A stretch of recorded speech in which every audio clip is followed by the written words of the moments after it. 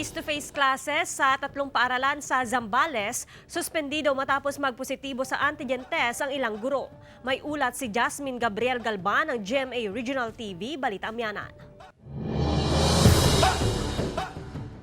Sa ikalawang araw ng limited face-to-face classes, suspendido pa rin ang pilot testing sa Baliwot Elementary School, San Marcelino National High School at Banawen Elementary School sa Zambales. Wala pa ring resultang swab test na isinagawa sa 5 guro at isang school head matapos magpositibo sa antigen test noong linggo. Kasi nga po, IT community ito, ma'am. Ang concern po kasi ng ating governor is yung responde in case meron pong maski isa lang sa kanila na ma-infect ng COVID. Nakadepende sa resulta ng swab test kung itutuloy ang pilot testing ng limited face-to-face sa 3 paaralan. Kapag po nag-negative sila, itutuloy na po natin by November 22. Pero kapag po may positive at kumbaga po hindi na natin mamimit yung number of competencies in the 2 months na pilot, i-recommend na po sila for the second batch.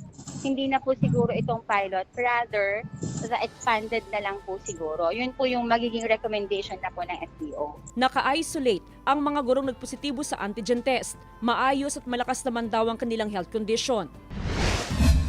Mahigpit na sinusunod ang health and safety protocols sa Kakafian Elementary School sa Marcos, Ilocos Norte. 38 mag-aaral ang kabilang sa pilot testing ng limited face-to-face classes sa paaralan. Okay naman kasi pumasok yung mga bata na willingly. Gusto rin nila kasi parang naumay na rin sila sa modules. Maayos din ang unang araw ng face-to-face classes sa Dumalneg National High School. Lahat ng estudyante at guro ay nakasuot ng face mask. Patuloy ang pag-ikot ng otoridad sa mga paaralan para i-monitor ang sitwasyon sa mga pilot testing schools. Ako si Jasmine Gabriel Galban para sa GMA Regional TV.